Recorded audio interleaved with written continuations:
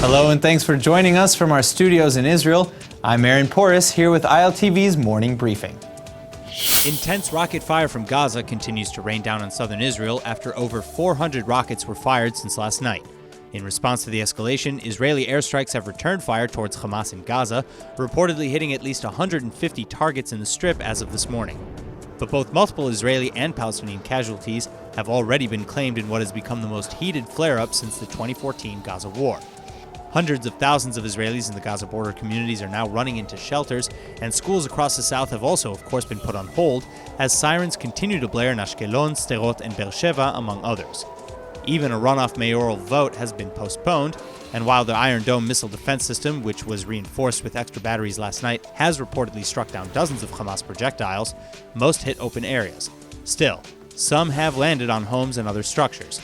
In Ashkelon, which was hit several times since Monday night, a rocket that fell in an apartment building killed one man and injured 8 others, including 2 women who are still in critical condition.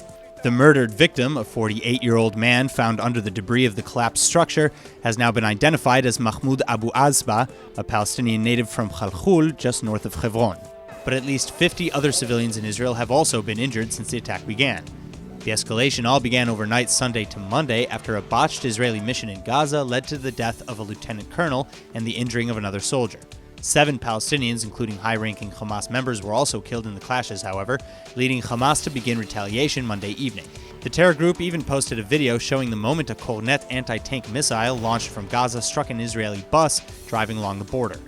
This attack is what really galvanized Israel to action.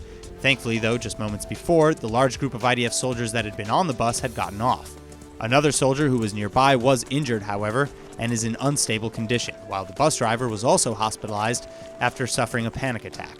But returning to today, the escalation in the south shows no signs of slowing, as Israeli airstrikes and Hamas rockets continue back and forth. Israeli Givati Brigade and reserve soldiers have also been activated, with Israeli leaders vowing harsh retaliations. Now, of course, there's been a lot of commentary worldwide over the current events in the south, with the United Nations, Egypt, and others urging a calm on both sides. Still, most of the rest of the world has fallen to one side of this conflict or the other. Unlike previous wars like 2014's Tzuk Eitan, however, this time around there's been surprising levels of support for Israel.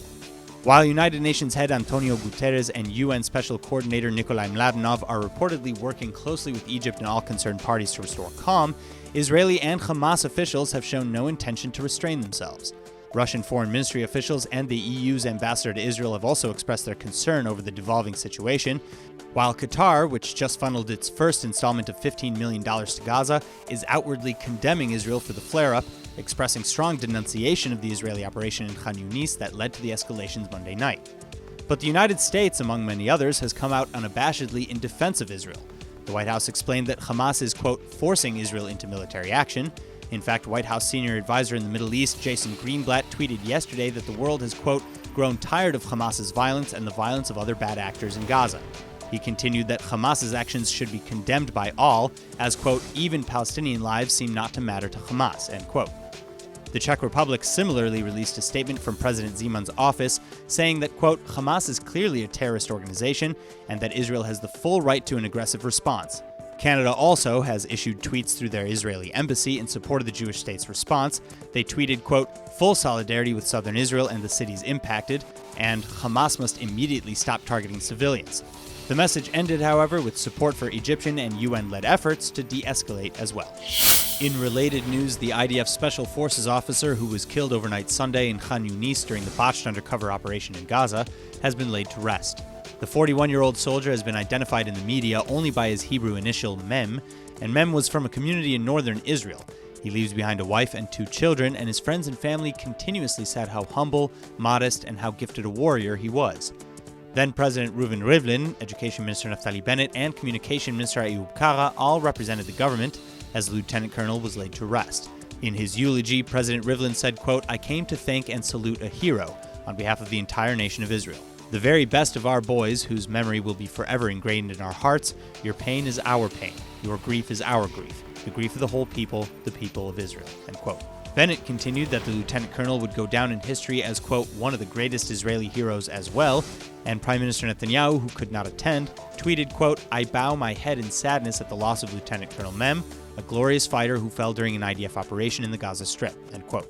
Now, as for the circumstances of said mission, IDF spokesperson Ronen Manelis released a statement explaining again that the mission was to gather intelligence and was not an assassination or kidnapping attempt. But at some point in the operation, Israeli troops clashed with local Hamas fighters and became trapped in a highly complex situation. It was then that Mem was shot dead and another officer was injured. Most remaining details of the raid in Gaza are not yet published, however, because of military censorship. That's all for now. I'm Aaron Porras, and see you later with our main daily broadcast from Israel at 2 p.m. Eastern Time.